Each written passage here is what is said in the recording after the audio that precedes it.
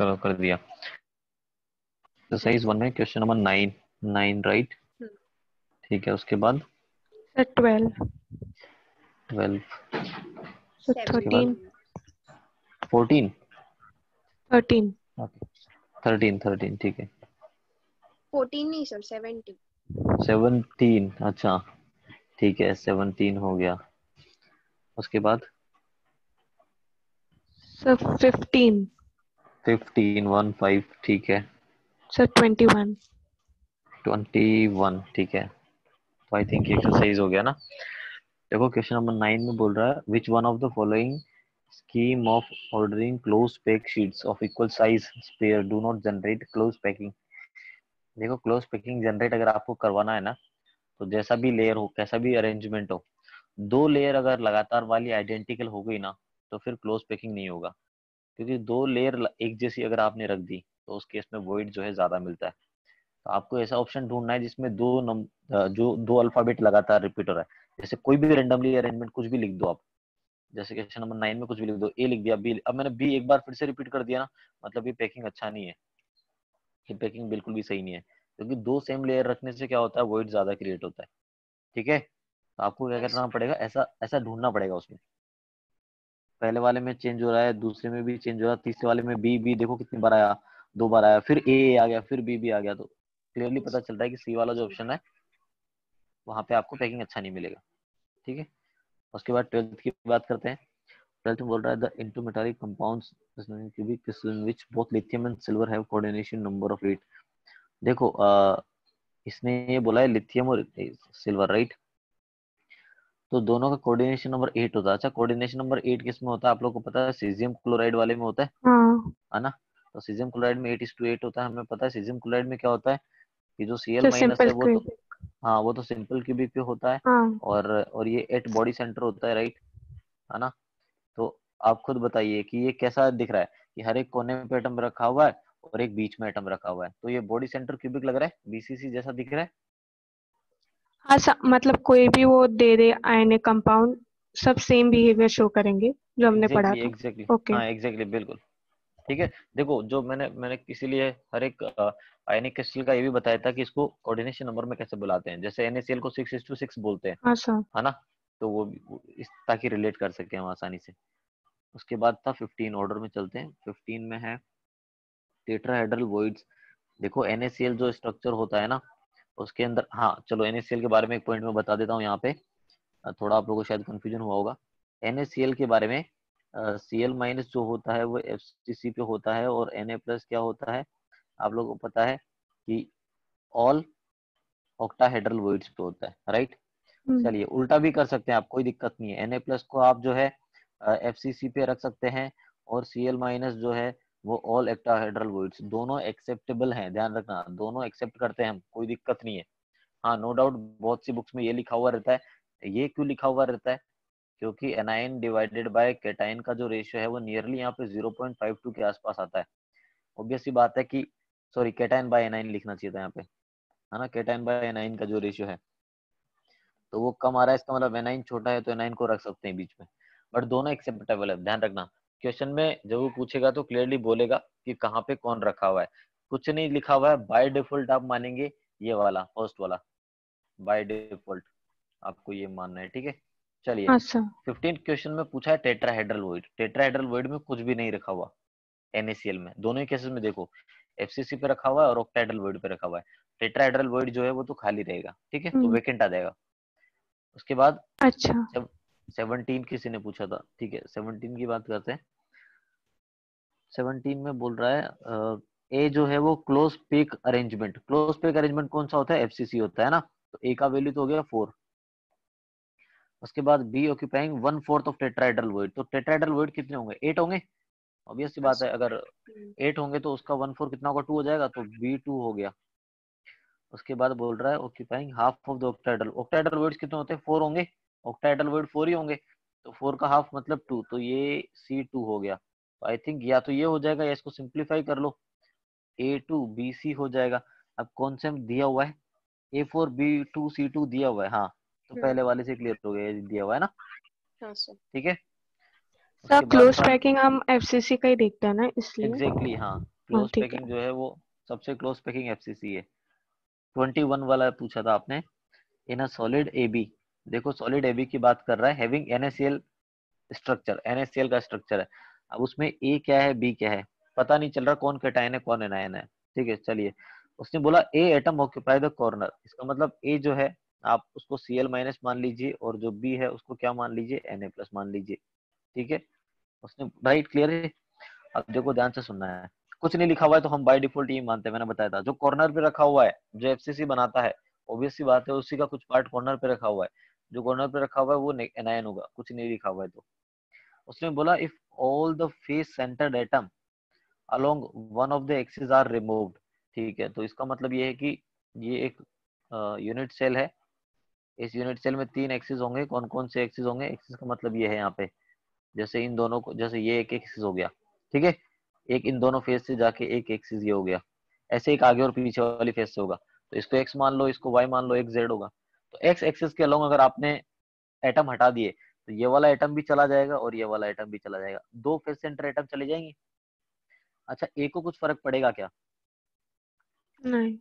Exactly नहीं पड़ेगा, ए पहले कितना था 4, अभी भी 4 है। बी को फर्क पड़ेगा क्या? Cl माइनस, अच्छा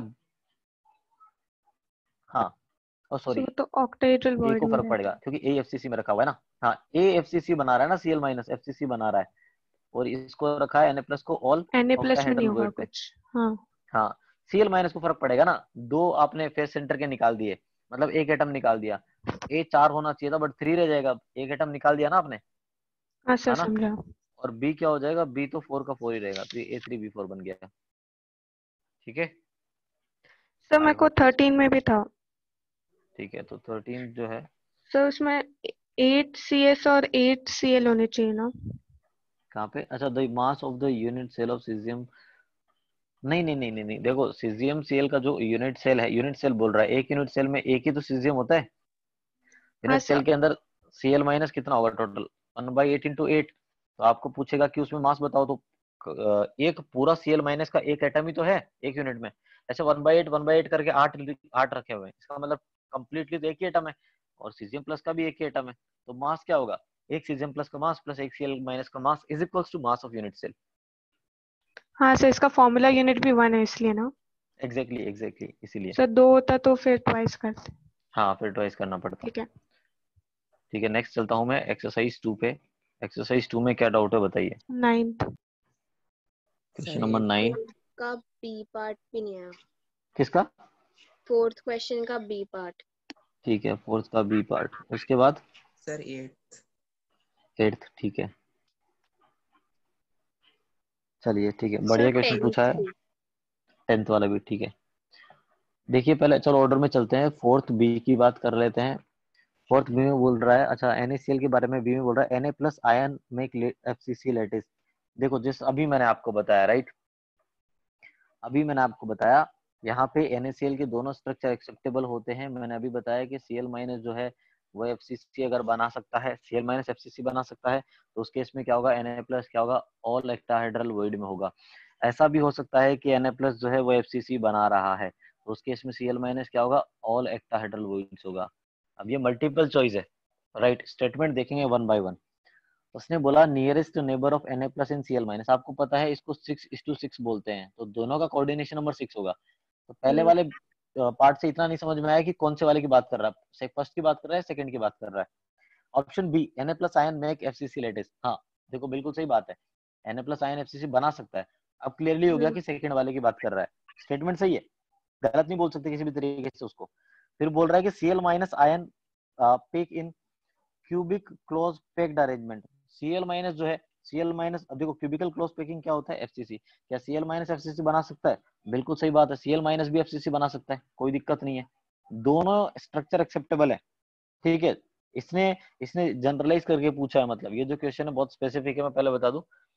यहाँ पे उसने पूछा है कि ऐसा हो सकता है क्या, क्या Na प्लस जो है FCC बना सकता है, बिल्कुल सही बात है। क्या Cl माइनस CCP, मतलब क्यूबिकल क्लोज पैकिंग क्या होता है, CCP होता है और वो FCC होता है राइट, तो Cl माइनस FCC बना सकते हैं क्या, ये भी बात सही है। और उसके बाद there are 8 next nearest neighbour of Na+ ion. ठीक है, चलिए Na+ आयन यहाँ पे देखिए ऑक्टाहेड्रल वॉइड में है। अगर ऑक्टाहेड्रल वॉइड में है तो कोऑर्डिनेशन नंबर कितना होगा, 8 होगा। मतलब ये स्टेटमेंट भी सही है, कोई दिक्कत नहीं है। ठीक है, समझ में आ हाँ रहा है। सर। हाँ सर। चलिए, हाँ उसके बाद था 4B, आई थिंक 4B वाला क्लियर हो गया होगा। 8th था उसके बाद। हाँ देखो, which of the following statement regarding crystal defect, regarding crystal defect.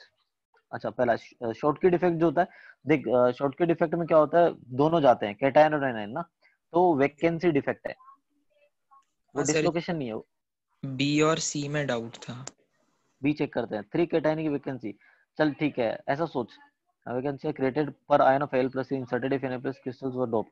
इसका मतलब ये है कि NaCl का जो क्रिस्टल था उसमें क्या है, Na+ है और Cl- है, उसके अंदर डोपिंग करवा रहे हैं। डोपिंग का मतलब है कि आप कुछ इंसर्ट करते हैं उसके अंदर, ठीक है, कोई दूसरा कैटायन इंसर्ट कर रहे हैं, एनायन इंसर्ट कर रहे हैं, जो भी है। अच्छा, मैंने यहाँ पे Na+, Cl-, Na+, Cl-, तो हमने किसका किया, Al+3 हम उसमें डोप करवा रहे हैं, मतलब Al+3 उसके अंदर इंसर्ट कर रहे हैं।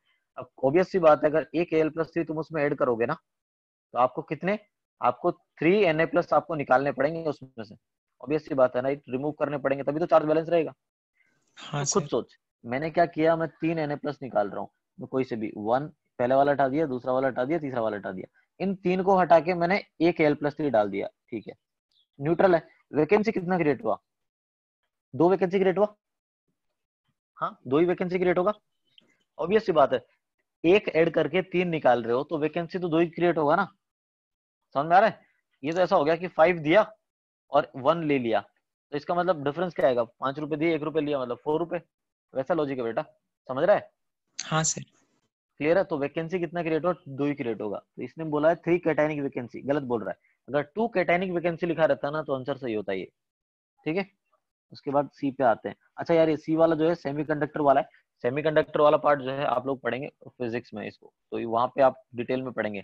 एन टाइप सेमीकंडक्टर, फिर पी टाइप सेमीकंडक्टर, वहां पे कंडक्शन बैंड, ये सब वैलेंस बैंड, और भी बहुत सारी टर्म्स आएंगी, तो वहां पे डिटेल में पढ़ेंगे। तो इसके लिए अभी के लिए इसको छोड़ सकते हैं, कोई दिक्कत नहीं है, डिटेल में समझ में आएगा तभी हो पाएगा ये। चलिए डी की बात करता हूँ मैं। अच्छा, डी तो क्लियर होगा शायद, राइट। हाँ सर। ठीक है, चल छोड़ते हैं इसको। उसके बाद था 9 हो गया, 8 हो गया। अच्छा 9 नहीं हुआ, 9 था। अच्छा हाँ, 9 देखो, 9 वाला जो क्वेश्चन है उसके अंदर बोला जा रहा है, आप लोगों ने क्वेश्चन शायद रीड कर लिया होगा, मैं तो डायरेक्टली अप्रोच कर रहा हूँ इसको। ठीक है, इस क्वेश्चन में बोला है उसने सीजियम क्लोराइड है। सीजियम क्लोराइड में क्या होता है, Cl- तो कॉर्नर पे होता है सिर्फ सिंपल क्यूबिक, और Cesium+ है एट बॉडी सेंटर, हम लोग जानते हैं। तो इसमें क्या होता है, इसमें आपको पता है, मैंने बताया था कि कैटायन का रेडियस प्लस एनायन का रेडियस जो होगा वो क्या होगा, √3a/2 होगा। ये आपको याद होना चाहिए, अलोंग द डायगोनल दो ही है ना। तो कैटायन और एनायन का रेडियस दिया हुआ है, शायद कैटायन का दिया हुआ है 1.6 और इसका दिया हुआ है 1.864 इज इक्वल्स टू √3a/2। मुझे लगता है यहाँ से a तो निकाल ही लेंगे हम, है ना। हाँ और a सर। निकाल के हम सी वाला ऑप्शन चेक कर लेंगे, और a यहाँ से है ना, मुझे जहां तक क्लियर है, ए यहाँ से नियरली आता है 3 पॉइंट समथिंग कुछ आएगा, 3.07 के आसपास आएगा, 3.07 एंगस्ट्रॉम के आसपास आएगा। ठीक है, चलिए पहला वाला ऑप्शन चेक कर लेंगे। तो एज लेंथ वाला ऑप्शन तो गलत हो गया, edge length of XY is 4। ठीक है, चेक करके देखना क्या आता है। जहां तक मुझे लगा कैलकुलेशन में हो सकता है मैंने कुछ मिस्टेक कर दी हो, बट यही है, यही डेरिवेशन है, यही लॉजिक है। यहाँ से आप कैलकुलेट कर लेना, कैलकुलेटर तो अच्छा अभी। कर लिया था। ठीक है, चलिए। हाँ, उसके बाद मैं बोल रहा हूँ, हाँ मोलर मास निकालना है, डिग्री ऑफ हाइड्रोलिसिस निकालना है, डेंसिटी लेंथ। देखो ये डेंसिटी लेंथ नहीं है, ये लेंथ ही है, एज लेंथ है वो। अच्छा, एज लेंथ ऑफ XY दो दो सेकंड सेकंड टाइम हाँ रिपीट सर, हो गया। अच्छा, ये शायद से डी ऑप्शन डेंसिटी लेंथ, गलत है। नहीं नहीं, डेंसिटी लेंथ जैसा कुछ टर्म होता नहीं है बेटा, ये एज लेंथ ही होना चाहिए या फिर कुछ और होना चाहिए था, या फिर डेंसिटी पूछना चाहिए था, बट यूनिट उसमें एंगस्ट्रॉम है, तो डेंसिटी लेंथ जैसा कोई लॉजिक होता नहीं है, तो ये इसमें शायद प्रॉब्लम है यहाँ पे। मोलर मास निकालने का सोचते हैं हम तो, देखो पीएच जो है, पहले बात तो ये वीक बेस और स्ट्रॉन्ग एसिड से मिलके बना है, तो उसका पीएच का फॉर्मूला क्या होता है, सॉल्ट का फॉर्मूला आप लोग जानते हैं, 1/2 pKw minus pKb minus log C होगा। तो पीएच दिया हुआ है 5, 1/2 मुझे पता है, pKw कुछ लिखा हुआ है क्या यहाँ पे, इसने KW के बारे में कुछ नहीं लिखा है, 298 केल्विन। ठीक, 14 मान लिया, ठीक है। 25 डिग्री सेंटीग्रेड पे हम 14 मानते हैं। माइनस पी के भी कितना होगा, 5 माइनस log 4 होगा, ठीक है। 5 माइनस log 4 होगा ना, तो माइनस फिर वो प्लस बन जाएगा, तो मैं डायरेक्टली लिख दूं, कोई दिक्कत तो नहीं है। तो मैंने यहाँ पे ये, ठीक है। चलिए उसके बाद माइनस log सी आएगा। सी मतलब कॉन्सेंट्रेशन। कॉन्सेंट्रेशन क्या होता है, मोल डिवाइडेड डिवाइडेड बाय वॉल्यूम। तो मोल कैसे निकालेंगे, weight divided by molecular mass, ये तो मोल हो गया, डिवाइडेड बाय वॉल्यूम दिया हुआ है 2 लीटर। तो इस पूरे इक्वेशन में आप देख सकते हैं सिर्फ एक ही वेरिएबल है एम, और एम क्या है, वही मोलर मास है। तो आपको यहाँ से एम भी मिल जाएगा, और बहुत ही सिंपल कैलकुलेशन होने वाला है इसका, देखना आप, बहुत ही सिंपल कैलकुलेशन होगा इसका, कोई टेंशन नहीं है, ठीक है। क्लियर हो रहा है। हाँ सर। उसके बाद डिग्री ऑफ हाइड्रोलिसिस की बात कर रहा है, एच की बात कर रहा है, तो एच क्या होता है, रूट ऑफ के एच बाई सी होता है, ठीक है। के एच क्या होता है, के डब्ल्यू सी बाय के बी होगा। तो के डब्ल्यू पता है, के बी पता है, सी पता है, तो के एच मिल जाएगा, और के एच मिलेगा तो एच भी मिल जाएगा, ठीक है। समझ में आ रहा है क्या करना है आपको, हाँ सिर्फ सर। कैलकुलेशन करना है। कैलकुलेशन वाला पार्ट मैं आप लोगों के लिए छोड़ रहा हूँ। उसके बाद ये डेंसिटी लेंथ वाला जो लाइन है बेटा, ये गलत है, ये कुछ और पूछना चाह रहा है यहाँ पे, तो उस वाले ऑप्शन को हम टच नहीं कर रहे हैं। बाकी ए बी और सी ऑप्शन कैसे सॉल्व करना है मैंने बताया, ठीक है। उसके बाद आई थिंक किसी ने 10th भी पूछा है, ठीक है। क्वेश्चन नंबर 10th देखते हैं। क्वेश्चन नंबर 10th में देखो, ध्यान से देखना, अच्छा सवाल है।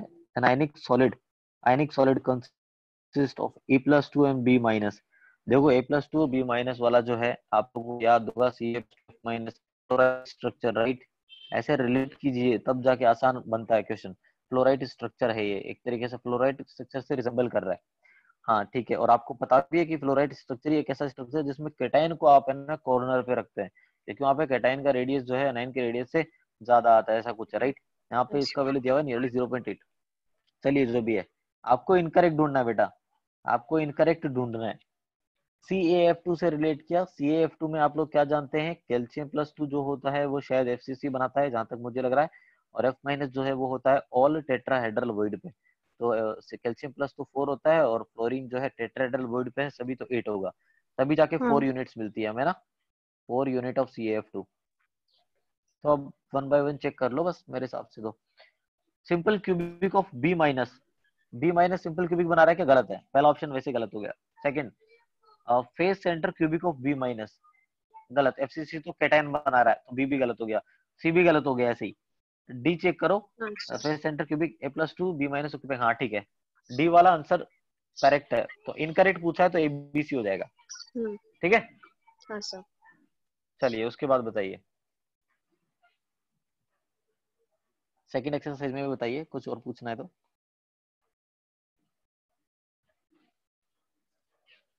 सर मुझे HCP और CCP क्लोज पैकिंग में थोड़ा प्रॉब्लम आ रही है उसके क्वेश्चंस में। नहीं दोनों, देखो उनके क्वेश्चंस में आप जहां तक डायरेक्टली फॉर्मूला अगर याद रखेंगे तो मुझे नहीं लगता कोई इशू आएगा, क्योंकि उन सब पे इमेजिनेशन वाले क्वेश्चन तो पूछे जाते नहीं है।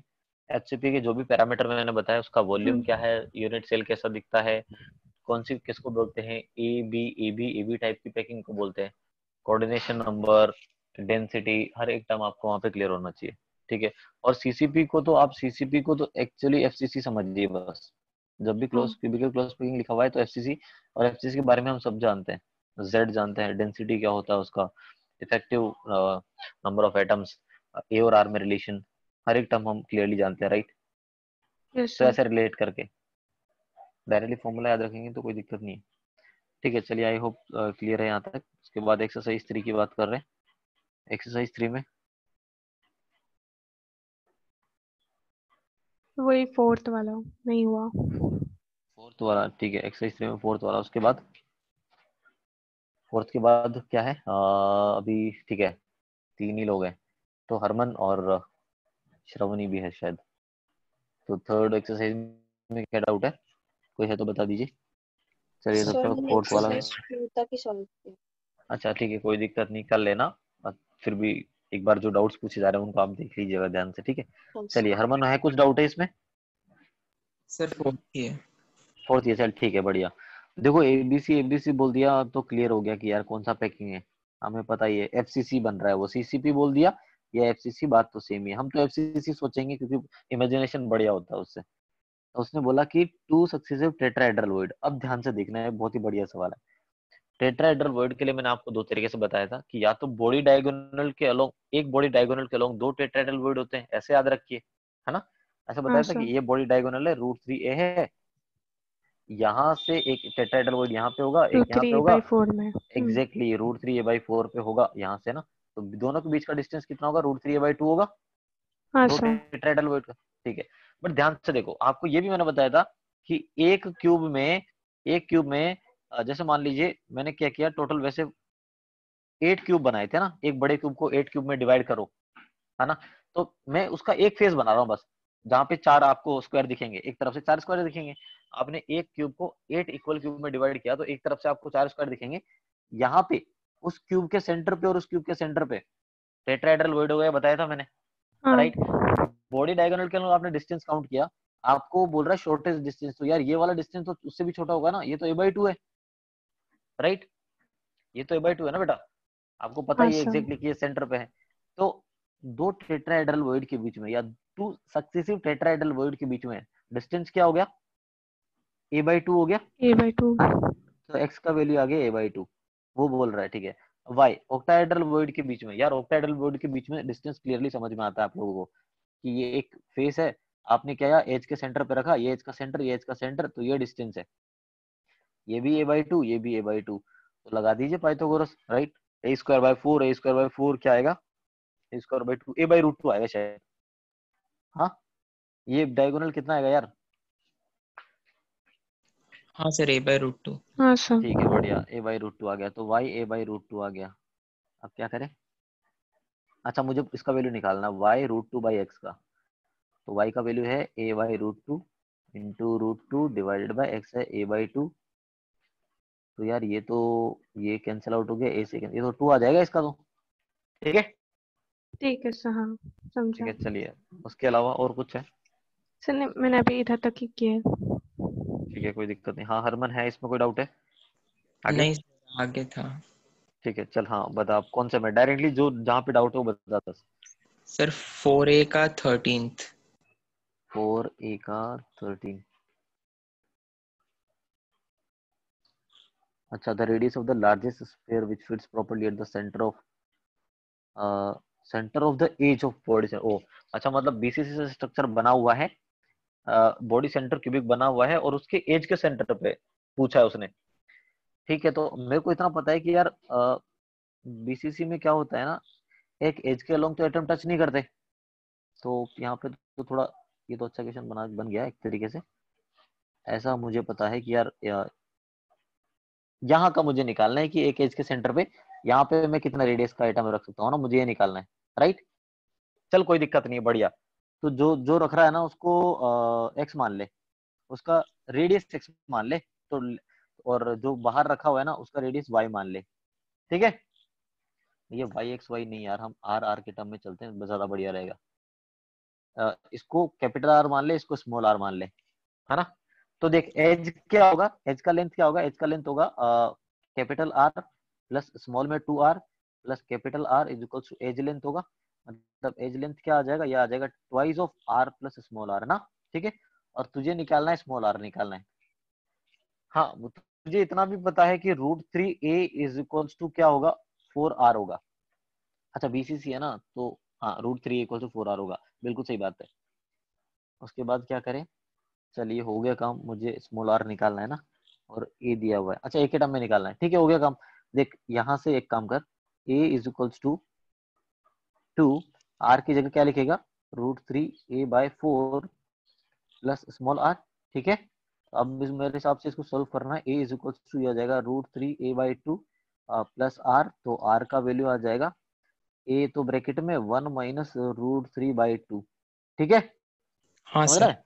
अब यस। ये कर लेना, तो ये तो वैसे सिंपल हो गया, मुझे नहीं लगता है 2 में से 1.73 गया तो ये 0.27/2 बन गया, है ना। और 0.27 है 0. देख ले क्या आ रहा है आंसर, एक बार चेक कर ले, 0.135 पहले वाला दिया है क्या, सर देख रहा हूँ। चेक सर नहीं की इस पे, 0.067 दिया है। 0.067 मतलब बाई 4, है ना, हाँ सर। बाई 2, कुछ मिस्टेक किया क्या हमने, देख लेते हैं, ठीक है। √3a = 4r। ओ अच्छा हाँ, ये 2 को मल्टीप्लाई करना भूल गया अंदर, ये 2 इससे भी तो मल्टीप्लाई होगा, 2r आएगा यहाँ पे, बस यही किया मैंने गलती, बाकी सब ठीक है। हाँ ठीक है सर। ना, तो अब चल जाएगा काम, ये 2 से डिवाइड हो जाएगा बाद में, तो एक्चुअली में 4 से डिवाइड होगा बाद में। ठीक है, तो हाँ सर। आई थिंक आंसर आ गया अब, तो ये 0.067 ए आ जाएगा। ठीक है ना, उसके बाद ये सर 4B का 12th। 4b का 12th, क्वेश्चन नंबर 12 पूछ रहा है। ठीक है, जो क्वेश्चन नंबर 12 यार, ये तो हमें प्रॉपर्टीज पढ़ेंगे ना मेटल एलिमेंट्स के बारे में, ये भी वैसे पढ़ाया तो फिजिक्स में जाएगा, कोई दिक्कत नहीं है। बट देख मैं बता दूं आपको, पैरामैग्नेटिक, डायामैग्नेटिक,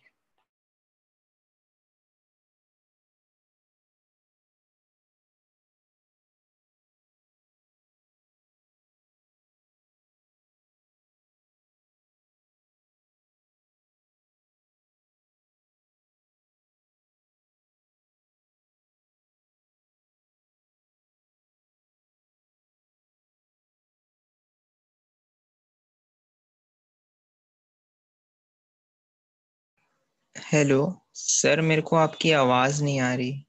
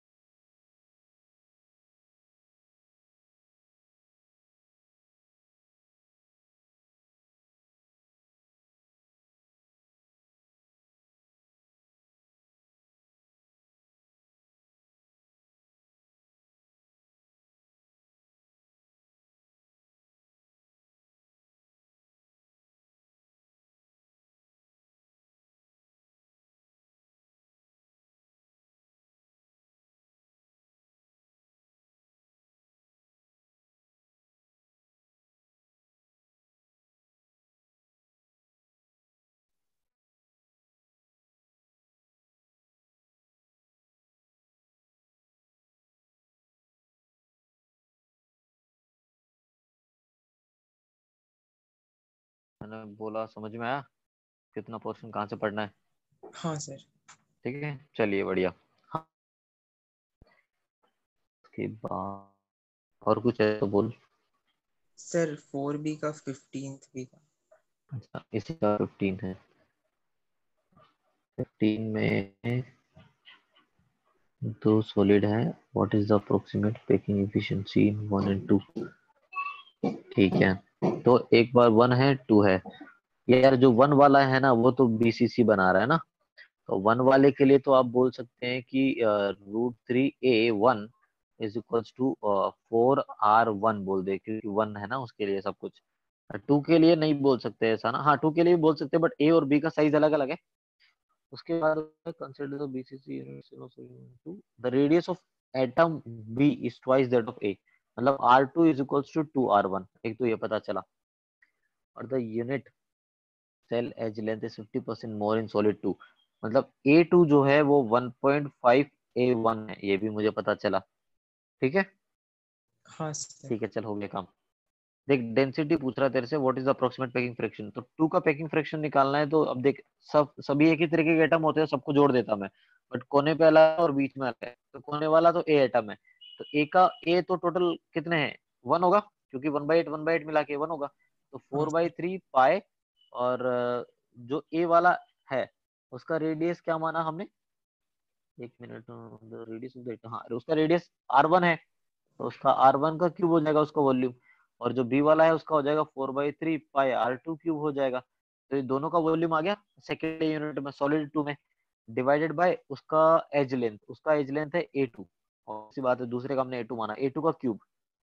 अब देख क्या करना है, हाँ बताता हूँ। ऊपर जो है 4/3 पाई कॉमन ले ले, R1 का क्यूब, और R2 तुझे R1 के टर्म्स में पता ही है, R2 क्या है 2R1 है ना, तो उसकी जगह 2R1 लिख दे, उसका क्यूब हो गया। नीचे भी A2 को R1 के टर्म में लेके आना बस, तो बहुत आसान है। देख तुझे A2 पता है वो 1.5 A1 है, और A1 तुझे R1 के टर्म में पता है, A1 होता है 4R1 बाय √3। तो यहाँ पे वही करना है, 1.5 इंटू A1 की जगह लिखना है 4R1 बाय √3। A1 भी तुझे R1 टर्म में मिल गया, तो ये हो गया 6R1 बाय √3 हो गया, 1.5 इंटू 4 6 हो गया, तो ये हो गया 2√3, 2√3R1 A2 ना। तो नीचे A2 क्यूब की जगह लिख दे 2√3R1 का क्यूब। तो देख R1 तो कैंसिल आउट हो ही जाएगा, बचेगा 4/3 पाए, और 1 + 8 ये 9 हो जाएगा शायद, और नीचे 2 का क्यूब तो 8 हो गया, और √3 का क्यूब हो गया 3√3। हाँ ठीक है, तो ये हो गया बेटा मेरे हिसाब से। तो 3 और ये गया, ये 4 से ये 2 गया, तो ये π/2√3 बन गया।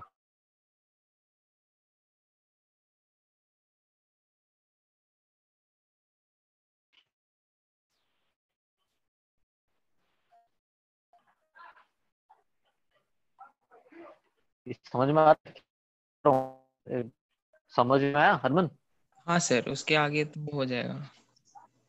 है ना, π/2√3 ऐसा कुछ कैलकुलेशन बन गया है, उसको देख लेना, सोल्व करके चेक कर लेना। उसके बाद सर एक्सरसाइज 5 अभी ट्राई करना बचा है थोड़ा। ठीक है चलो, तो एक काम करेंगे फिर, कब एग्जाम, सॉलिड स्टेट कब आ रहा है, इसी वीक में क्या? Sir next week Friday. ठीक है ठीक है, नेक्स्ट वीक है ना, तो नेक्स्ट से पहले वाला टाइम होगा ना, टाइम उस एक बार फिर से कर लेंगे, तब तक टाइम भी मिल जाएगा स्टूडेंट्स को, है ना, मैं बोल दूंगा सभी को। ठीक है सर चलिए फिर, और कोई डाउट है बता दो। नहीं सर, और नहीं। ओके ठीक है चलिए।